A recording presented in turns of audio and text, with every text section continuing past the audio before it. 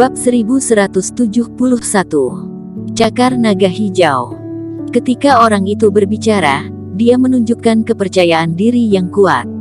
Untuk bertemu denganku, pertama-tama pada hari pembukaan kolam Dengxian banyak pengintai yang masuk sesuka hati, sehingga mereka bahkan tidak bisa melihat formasi ini.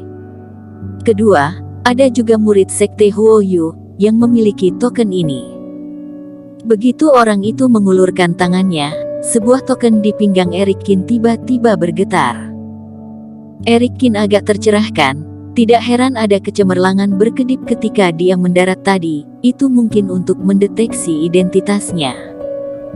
Ketiga, kamu harus mahir dalam formasi, barulah bisa memahami arti formasi yang aku tinggalkan, dan akhirnya menemukanku. Orang itu tersenyum dan berkata, dan kamu telah memenuhi semua syarat, barulah aku akan muncul. Namun, aku memang memiliki beberapa kejutan. Dasar kultivasimu lebih rendah dari yang kukira. Senior berpikir bahwa dengan basis kultivasiku, diriku tidak akan bisa masuk ke area cairan spiritual hitam ini ya? Eric Kin bertanya. Tentu saja, tapi setiap orang punya rahasia masing-masing. Aku tidak peduli tentang ini. Orang itu melambaikan tangannya lagi dan berkata, ikuti aku akan menunjukkan rahasia sebenarnya dari kolam Dengxian. Saat dia berkata, orang itu mengangkat tangannya. Tiba-tiba di tanah, formasi itu berguncang beberapa saat, dan ribuan cahaya beterbangan menghampiri mereka berdua. Hati Eric Kin bergetar. Metode orang ini cukup mengejutkan. Jika pihak lain memiliki niat jahat terhadapnya, dia takutnya tidak akan bisa melawan. Setelah Eric Kin diselimuti oleh cahaya itu, ada suara gemuruh di kepalanya. Tubuhnya tiba-tiba jatuh dari formasi ini dan memasuki ruang lain di bawahnya. Ruang di sini sangat luas, tidak ada objek, cahayanya redup, dan ada sedikit warna merah cerah di kejauhan, menerangi tempat ini.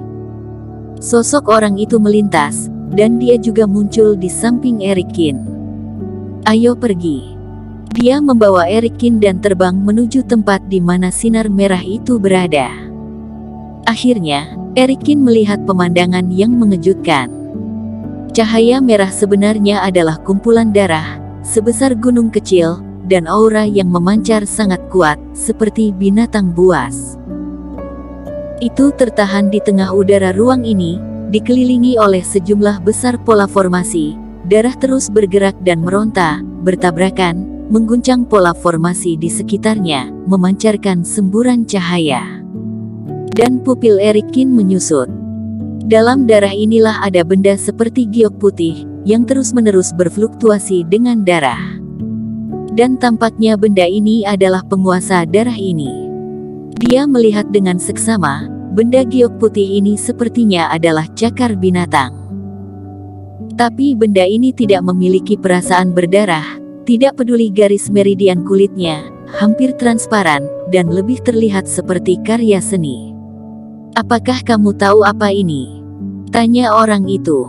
Diriku sangat kurang ilmu, jadi hanya bisa merasakan. Eric Kin menggelengkan kepalanya dan sedang berbicara. Tiba-tiba dia mendengung di laut kesadarannya, dan jiwa naga hijau itu bergetar hebat, seolah-olah dia sangat senang dengan cakar binatang itu. Eric Kin diam-diam kaget.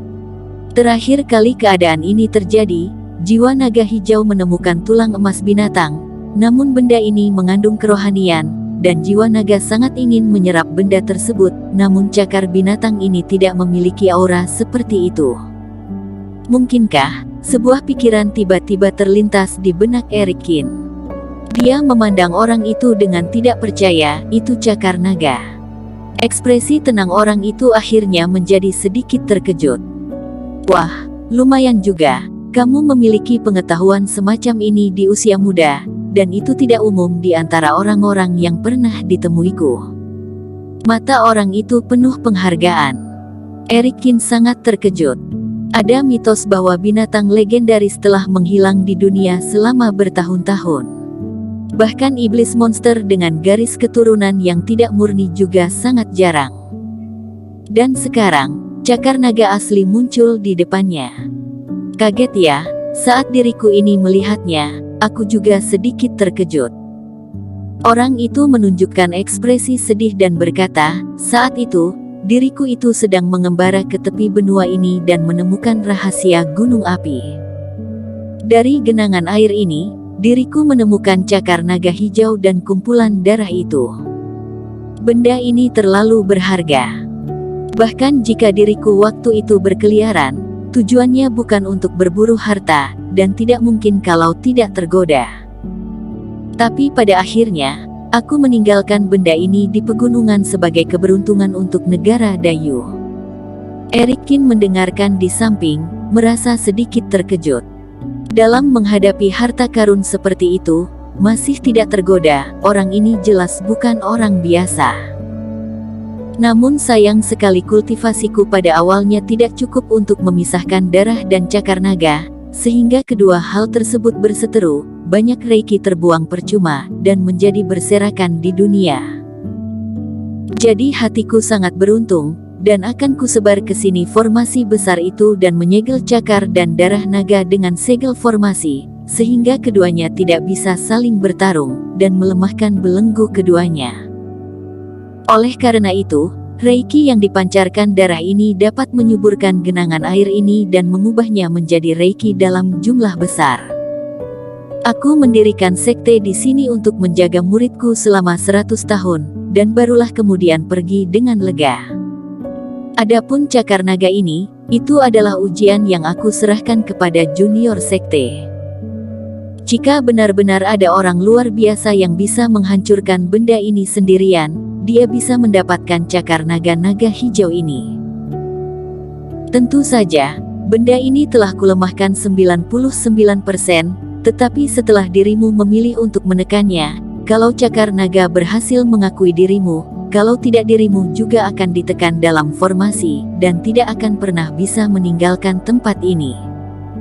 Berbicara tentang ini, orang itu memandang Erikin dengan penuh minat.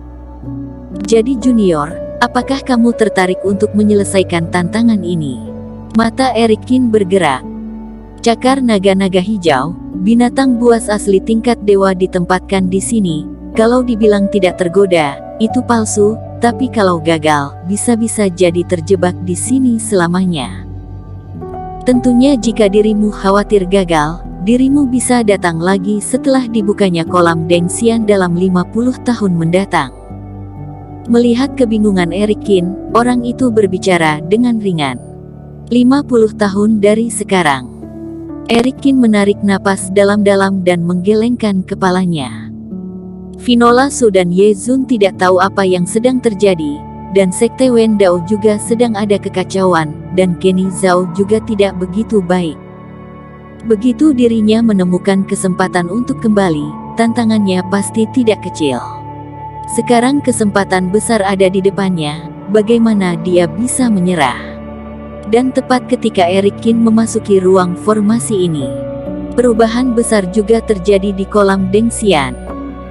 Setelah murid terakhir terbang keluar dari kolam, menghitung bahwa Erikin dan 18 murid Sekte Huo Yu yang telah menyelesaikan kultivasi mereka semua menghentikan percobaan ini. Pilar kabut spiritual berkabut di kolam Dengxian telah kembali ke tampilan semula.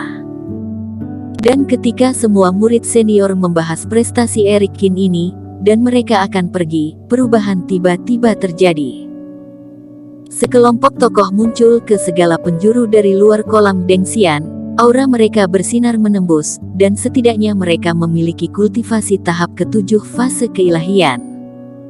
Ratusan orang terbang di udara, menghalangi jalan semua orang.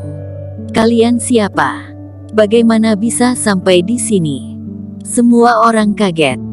Melihat pakaian dan penampilan mereka, orang-orang ini jelas bukan murid Sekte Huo Yu, tetapi formasi penjaga yang pernah mereka lewati datang ke kolam Dengxian. Lilia Lengen de Penatua ketiga juga berubah wajahnya, dan merasa sedikit tidak enak. Jangan gugup semuanya, aku yang membawa orang-orang ini.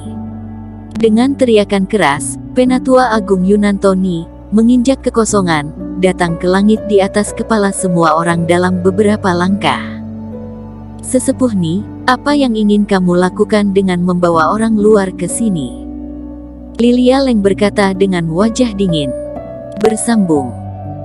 Terima kasih telah menonton video ini sampai akhir. Jangan lupa subscribe dan nantikan kisah episode selanjutnya hanya di Novel Story. Salam.